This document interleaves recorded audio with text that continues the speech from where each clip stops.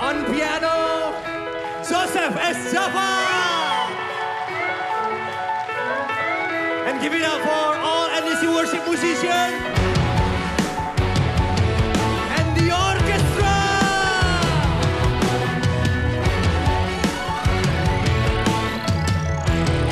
Come on. Kami siap nyatakanlah. Kami siap nyatakanlah.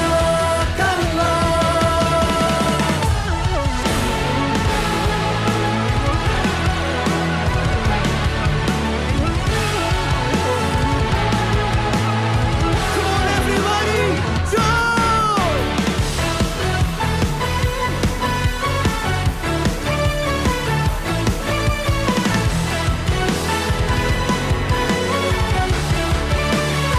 Sing it out. Bumbu dahsyat kuasa-Mu tak pernah berubah. Kau yang terhebat takkan terkalahkan. Bumbu dahsyat lawatan-Mu tercurah atasku. Kau yang terhebat takkan terkalahkan.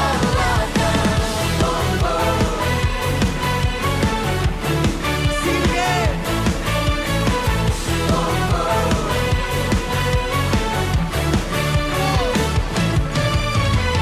Bumbu dahsyat lawatan-Mu tercurah atasku.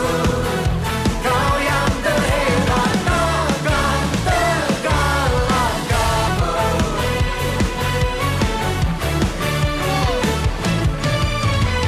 Bumbu dahsyat lawatan-Mu tercurah atasku. Kau yang terhebat takkan terkalahkan. Shalom dan selamat pagi, saudara dan saudari dalam Kristus.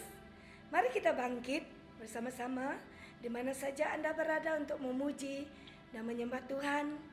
Kita percaya bahwa Roh Kudus Tuhan sentiasa bekerja dalam hidup kita. Amin.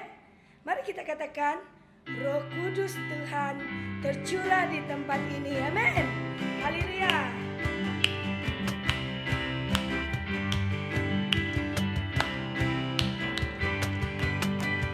Roh Kudus tercurah di tempat ini. Urapan yang ajaib memulihkan umatnya. Roh Kudus tercurah bagi gerejanya, membangkitkan doa hati.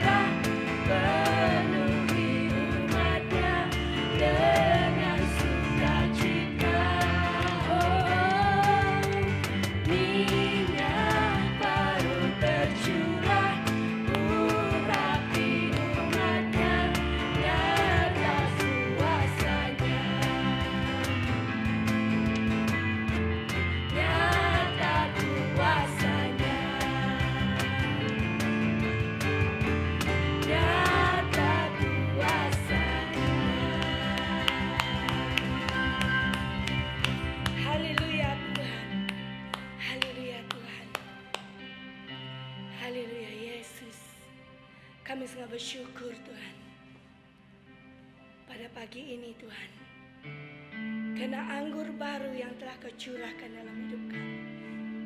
Terima kasih Yesus. Pada saat ini Tuhan, kami mau menjemput Engkau dalam kehidupan kami. Pada saat ini Tuhan, biar Kau bentuk kami Tuhan dalam hidup kami. Tuhan, bagaikan bencana. Begitu juga Tuhan Kau membentuk kehidupan kami. Haleluya Yesus. Oh, haleluya Yesus. Amin.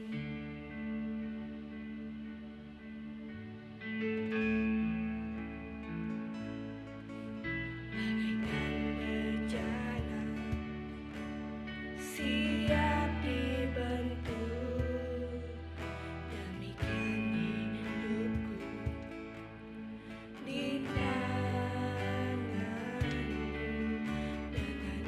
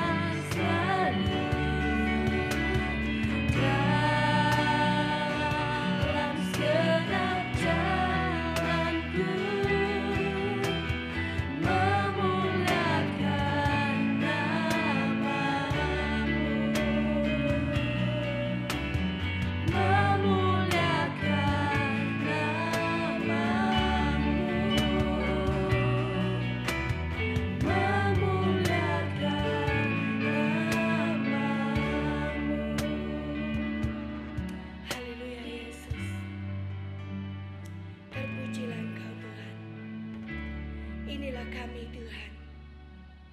Pakailah hidup kami Tuhan sebagai alatmu Tuhan. Pakailah hidup kami Tuhan untuk terus memuliakan Kau di mana saja kami berada Tuhan. Terima kasih Bapa. Terima kasih Tuhan. Terima kasih Bapa. Haleluya Yesus. Amin.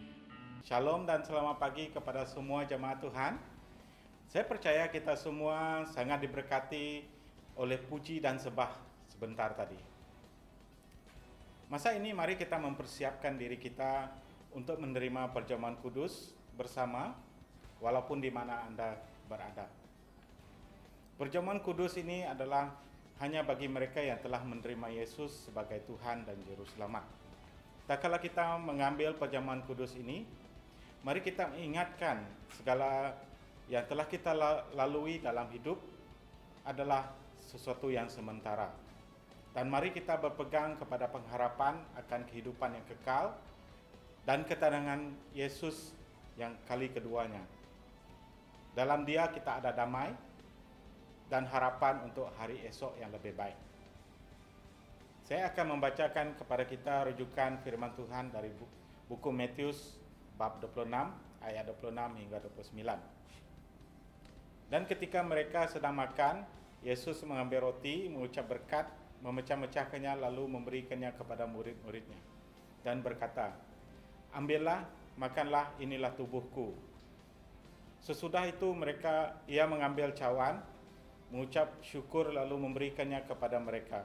Dan berkata, "Minumlah kamu semua dari cawan ini.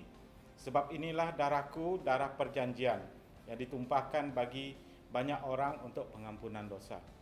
Akan tetapi aku berkata kepadamu, mulai dari sekarang aku tidak akan minum lagi hasil pokok anggur ini sampai pada hari aku meminumnya, yaitu yang baru bersama-sama dengan kamu dalam kerajaan Bapa-Ku." Mari kita mengambil roti dan air anggur ini bersama-sama.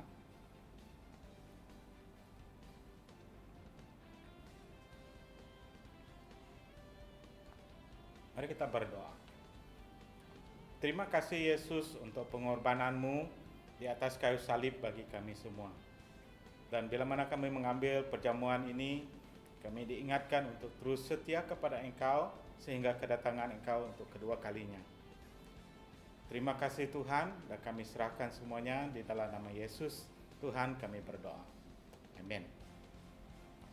Saudara dan saudariku dalam Kristus, sekarang adalah mari kita melihat kepada pengumuman untuk minggu ini.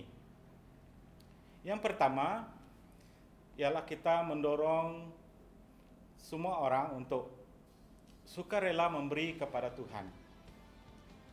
Sebagai salah satu cara untuk kita menyembah dan memuliakan Tuhan. Anda boleh memberi melalui transfer bank online, Maybank QR Pay, atau Sarawak Pay. Dengan itu kami berterima kasih kerana Anda memberi dengan sukacita kepada Tuhan. Yang kedua, pada Jumaat depan, yaitu pada 9 Julai jam 8 malam, kita akan mengadakan mesbah doa secara online. Saya mewakili gereja secara amnya mendorong semua jemaat Tuhan untuk turut serta dalam doa kali ini. Kehadiran Anda semua bersama dalam doa amat kami hargai. Dengan itu, saya juga untuk mendorong kita semua untuk memberi salam, mendorong satu sama lain, dan juga boleh menulis di ruang komen yang disediakan di bawah. Kita sangat bersyukur pada hari ini kerana kita akan mendengarkan firman Tuhan tentang pengawalan diri. Pada kebaktian yang Ahad yang lepas, kita telah mendengar mengenai percintaan yang benar. Akan tetapi apa yang berlaku apabila muncul pihak ketiga dalam hubungan perkawinan? Goda-godaan yang hadir dalam perkawinan yang terjadi di dunia pada hari ini memerlukan kita untuk mendapatkan bimbingan untuk menghindari semua cobaan ini. Oleh itu, mari kita melihat melalui firman Tuhan tentang sifat yang alkitabiah kepada pengawalan diri dalam cobaan-cobaan ini. Mari kita dengar firman Tuhan. Amin. Selamat pagi semua. Sangat bersukacita berjumpa dengan kalian semua. Minggu yang lepas kita mendengar daripada Pastor Dennis tentang percintaan yang benar. Saya yakin kita semua telah mengenal pasti bahawa percintaan yang benar itu berakar dari kasih agape Tuhan di dalam perkahwinan di antara dua insan. Dalam mengalami kasih Tuhan, kita mentaati hukum Taurat Tuhan. Yesus mengingatkan kita bahawa kesimpulan hukum Taurat dapat diringkaskan kepada dua perkara yang utama, iaitu mengasihi Tuhan dan mengasihi sesama manusia. Oleh itu, kita sepatutnya tidak melakukan perkara yang menyakiti Tuhan dan menyakiti sesama manusia. Perkara yang menyakiti Tuhan dan orang di sekeliling kita adalah perkara yang membawa dosa. Paulus mengingatkan kita di buku Galatia 5 ayat 13 sampai 14. Dia mengatakan, "Saudara-saudara, memang kamu telah dipanggil untuk merdeka. Tetapi janganlah kamu mempergunakan kemerdekaan dalam membuat kesempatan untuk kehidupan dalam dosa, melainkan melayani orang akan yang lain oleh kasih. Sebab seluruh hukum Taurat disimpulkan dalam satu firman, iaitu kasihilah sesamamu manusia seperti dirimu sendiri." Amin. Tetapi ada juga orang yang berfikir bahawa untuk hidup dalam keselesahan tanpa dosa, mereka harus menjauhi diri daripada berinteraksi di dalam dunia ini kerana takut dicemari oleh prinsip dan cara dunia yang dapat menyebabkan mereka berdosa. Mereka mulai mengasingkan diri dan tinggal di tempat-tempat yang dipanggil utopia, di mana mereka membangun komuniti yang terpisah dari dunia. Tetapi Tuhan juga mengingatkan kepada kita bahawa kita haruslah menjadi terang dan garam di dunia ini. Tidak mungkin bagi kita menjadi terang dan garam di dunia ini jika kita memisahkan diri dari masyarakat di dalam dunia ini. Oleh itu, adalah sangat penting untuk kita memahami dari firman Tuhan bagaimana kita tetap boleh hidup dalam kesalehan walaupun kita hidup di dunia yang dikelilingi oleh cara duniawi yang meremehkan dosa. Satu daripada contoh yang merupakan budaya duniawi adalah tentang perzinahan yang berlaku dalam perkahwinan. Jikalau kita melihat tayangan Netflix atau film-film hari ini, banyak menceritakan tentang perzinahan yang menghancurkan perkahwinan.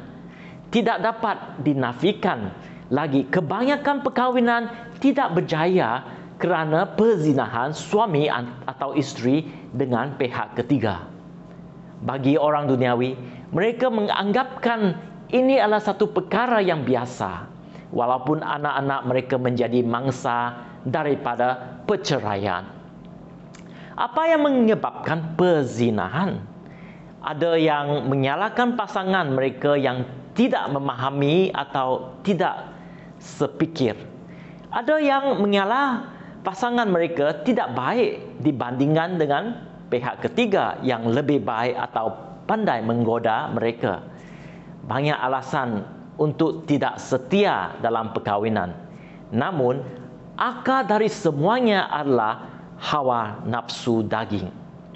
Hari ini, kita akan melihat bagaimana kita dapat menyampaikan message ini kepada orang sekeliling kita dan juga mengaplikasikan dalam hidup kita supaya kita tidak hidup dalam dosa tetapi hidup dalam kesalehan. Mari kita baca dalam buku Amsal 6 ayat 20 sampai 26. Amin.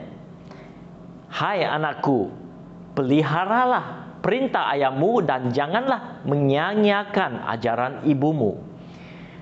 Tambatkanlah senantiasa semuanya itu pada hatimu, kalungkanlah pada lehermu. Jikalau engkau berjalan, engkau akan dipimpinnya. Jikalau engkau berbaring, engkau akan dijaganya. Jikalau engkau bangun, engkau akan disapanya. Kerana perintah itu pelita dan ajaran itu cahaya, dan teguran yang mendidik itu jalan kehidupan, yang melindungi engkau terhadap perempuan jahat, terhadap kecelicikan lidah perempuan asing. Janganlah menginginkan kecantikannya dalam hatimu, janganlah terpikat oleh bulu matanya. Kerana bagi seorang sundau sepotong rotilah yang penting, tetapi isteri orang lain memburu nyawa yang berharga. Amin. Pada hari ini kita akan melihat dua perkara yang dapat kita mengawal diri. Satu adalah melibatkan Tuhan. Dalam Amsal yang kita bacakan ayat 20 sampai 24. Amsal ini mengingatkan kepada kita betapa pentingnya ajaran firman Tuhan di dalam kehidupan kita. Firman Tuhan seumpama ajaran orang tua kita, di mana ianya menjadi pedoman bagi kita, terutama pada saat kita berdepan dengan perkara yang mencabar di dalam kehidupan kita. Saya pasti sebagai ibu bapa, kita menginginkan dan mahu memberi yang terbaik bagi anak-anak kita. Dan ada kalanya ibu atau bapa akan menyatakan kepada anak-anak mereka supaya jangan melakukan perkara yang tidak baik. Saya ingin tetap mendorong ibu bapa pada hari ini untuk tetap menyampaikan kebenaran ke dalam kehidupan anak-anak kita. Walaupun mungkin kita tidak dapat melihat hasilnya sekarang, tetapi saya pasti anak-anak kita akan teringat kebenaran tersebut suatu saat ketika. Amin. Bapa saya dulu mempunyai tabiat merokok sampai dia sakit dan dia berhenti merokok. Setelah itu, ketika saya menginjak masa remaja, dia selalu menegur saya untuk tidak merokok, kerana itu akan menjejaskan kesihatan seperti dia. Pada masa itu saya tidak mendengar teguran mereka, tetapi pada saat saya menerima Yesus, saya teringat nasihat ibu bapa saya dan saya berhasil menyingkirkan kebiasaan merokok. Kerana saya ketahui sikap ini akan menjejaskan kesihatan saya, bahkan kesihatan orang di sekeliling saya. Firman Tuhan juga seperti lampu kereta bagi kita yang menghina jalan pada waktu malam saat kita memandu. Biarkan firman Tuhan mengirami dan tinggal di dalam hati kita, sehingga pada saat kita berhadapan dengan cobaan atau cabaran, kita dapat menegik bisikan-bisikan iblis dan melawan nafsu daging dengan menggunakan firman Tuhan. Amin. Bagaimana kita dapat selalu diperingatkan dengan firman Tuhan? Ya, inilah caranya. Dengan membaca firman Tuhan. Kita mesti memupuk tabiat membacakan firman Tuhan. Ini adalah kehidupan seorang Kristian yang saleh. Firman Tuhan menolong kita dalam semua aspek kehidupan. Firman Tuhan dapat menambahkan kebijaksanaan, keyakinan dan juga menguatkan iman kita. Dalam buku Ibrani 4 ayat 12 mengatakan, sebab firman Tuhan hidup dan kuat dan lebih tajam dari pedang bermata dua manapun, yang menusuk amat dalam sampai memisahkan jiwa dan roh, sendi-sendi dan sumsum. Ia sanggup membedahkan pertimbangan dan pikiran hati kita. Amin. Sebenarnya firman Tuhan mendorong kita mencintai pasangan kita selama-lamanya. Seperti Kristus mencintai gerejanya dengan menyerahkan kehidupannya, kita juga harus mencintai pasangan kita dengan berkorban. Dalam buku Efesus 5 ayat 25 yang mengatakan, para suami, cintailah istrimu seperti Kristus mengasihi gereja dan menyerahkan dirinya untuknya. Amin. Yesus mengingatkan gerejanya menjadi suci supaya gereja bakal menjadi tempat membawa Injil ke dunia. Kita perlu melihat hubungan perkahwinan kita sebagai suci supaya ia dapat menjadi contoh untuk dunia mengenal Kristus. Oleh itu, mari kita memberi komitmen penuh untuk mengekal perkahwinan suci untuk pasangan kita, masyarakat kita dan untuk kemuliaan Tuhan. Ya. Perkara yang kedua, B, adalah dengan pimpinan Roh Kudus. Selain daripada itu, kita juga harus dipenuhi oleh Roh Kudus, yaitu hadirat Tuhan. Dalam buku Yohanes bab 16 ayat 13 mengatakan, tetapi apabila ia datang, yaitu Roh kebenaran, ia akan memimpin kamu ke dalam seluruh kebenaran. Sebab ia tidak akan berkata-kata dari dirinya sendiri, tetapi segala sesuatu yang didengarnya, yaitu yang akan dikatakannya, dan ia akan memberitakan kepadamu hal-hal yang akan datang. Amin. Roh Kudus adalah roh kebenaran. Oleh sebab itu, kita mesti membuka hati untuk menerimanya.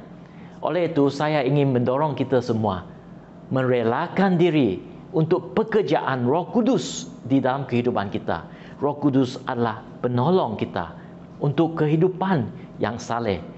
Satu daripada petanda Roh Kudus bekerja di dalam kehidupan kita adalah melihat buah hasil Roh Kudus dalam hidup kita.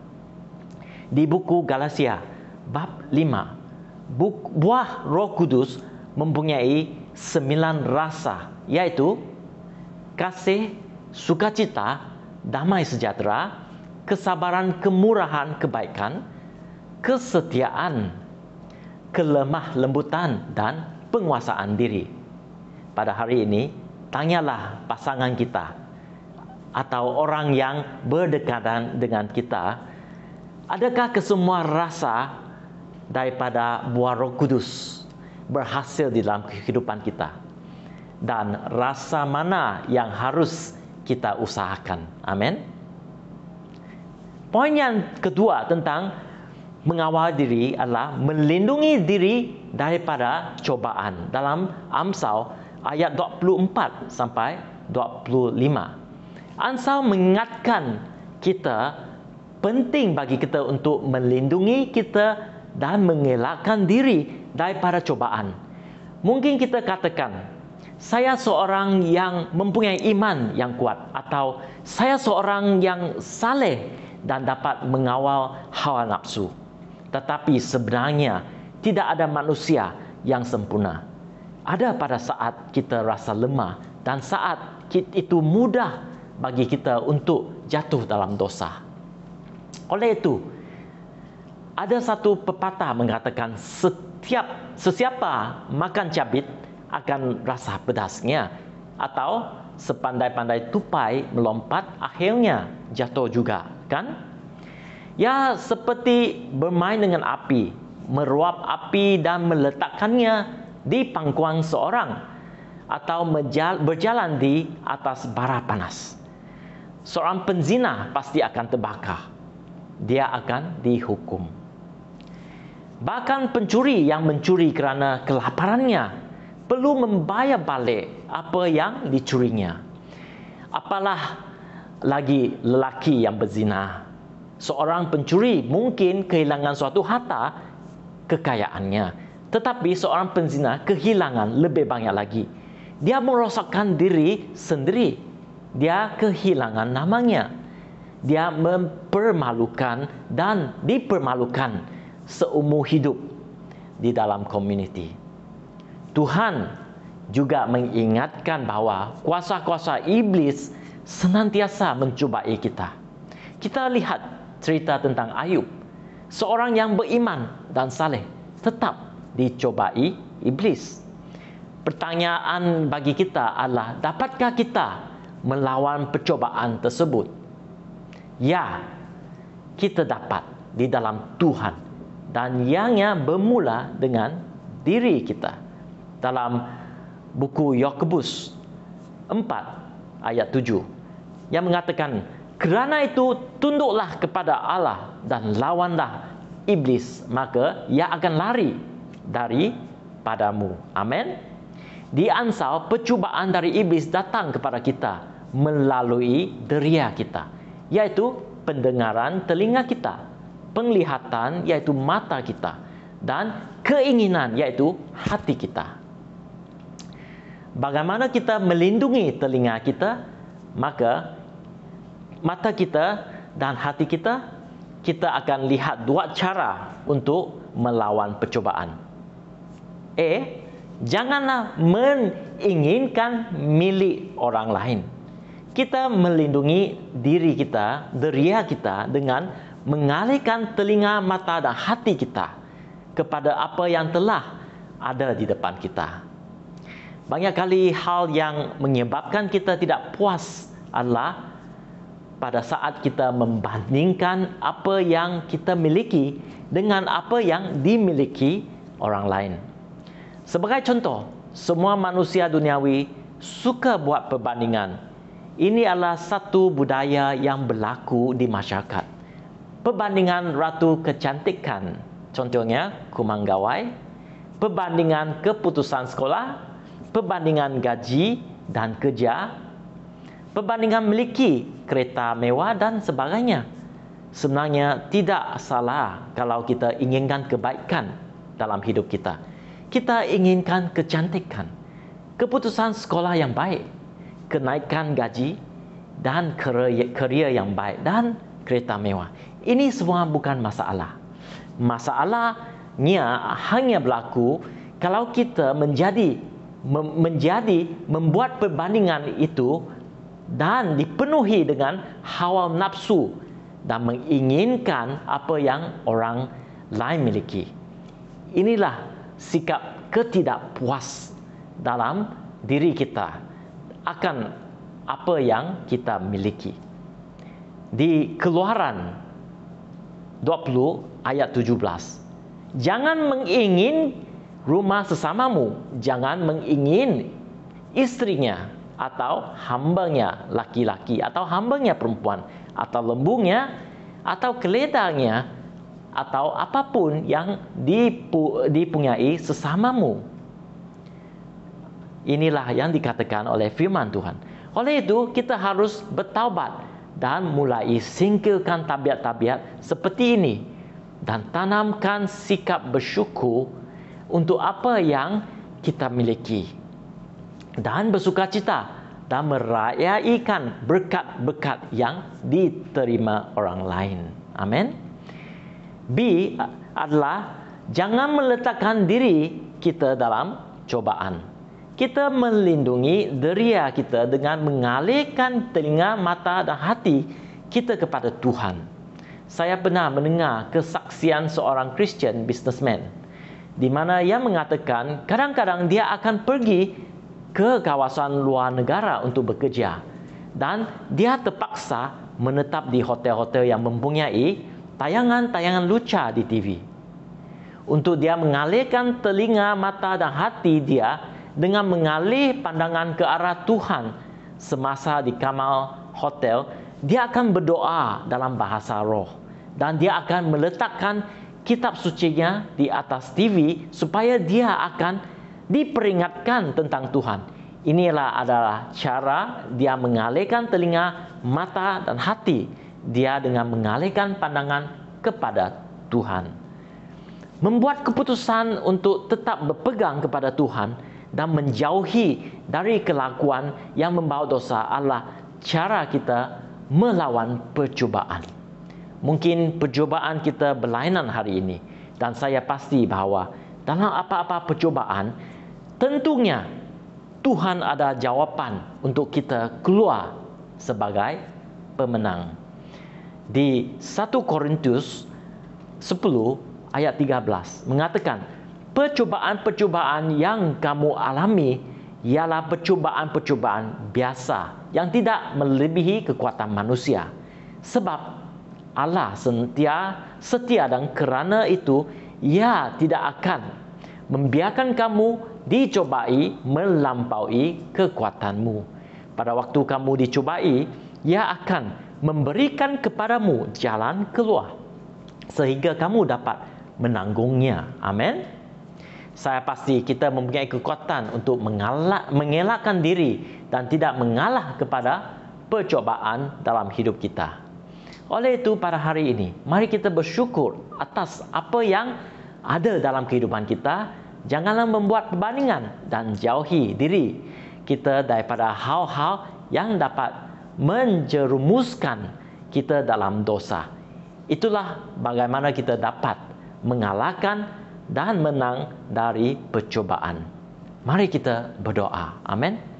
Bapa di syurga, kami mengucap syukur atas apa yang telah Engkau titipkan dalam hidup kita. Siapa diri kami dan apa yang kami miliki adalah kerana anugerah-Mu. Kerana itu kiranya kami juga bersyukur atas kebaikan dan berkat dalam hidup orang lain dan tidak cemburu dan iri hati kepada mereka. Kerana itu adalah titipan Tuhan bagi mereka. Setiap kami bertanggungjawab untuk berkat dan apa yang telah Engkau karuniakan dalam hidup kami. Dan pada saat kami setia dengan perkara kecil, Engkau akan menambahkan bagi kami. Kami juga mau berdoa, ampunilah segala dosa kami dan berikan kami kebijaksanaan menjauhkan diri dari percubaan. Pada saat kami dihadapan dengan cobaan, beri kami keberanian untuk mengatakan tidak dan lari daripada dosa. Seperti Yusuf yang lari daripada cobaan walaupun dia harus menderita. Tetapi akhirnya Tuhan mengangkat dan memberkati dia. Amin. Dalam nama Tuhan Yesus kami berdoa dan mengucap syukur. Amin. Saudara-saudari, kita telah mendengar bagaimana kita patut mengawal diri dengan firman Tuhan dan melindungi diri dari percubaan. Dan kesemua ini adalah baik bagi kita agar kita tidak jatuh dalam dosa perzinahan kerana akibat sangat fatal bagi kehidupan kita. Dan bagi pasangan suami isteri, bangunlah percintaan yang bahagia dengan berkomitmen terhadap pasangan kita dalam percintaan dan kesetiaan. Kehidupan perkahwinan yang indah akan menjadi berkat bagi hidup kita dan anak-anak kita dan juga masyarakat. Terima kasih semua kerana mendengarkan khotbah hari ini dan jumpa minggu depan. Amin.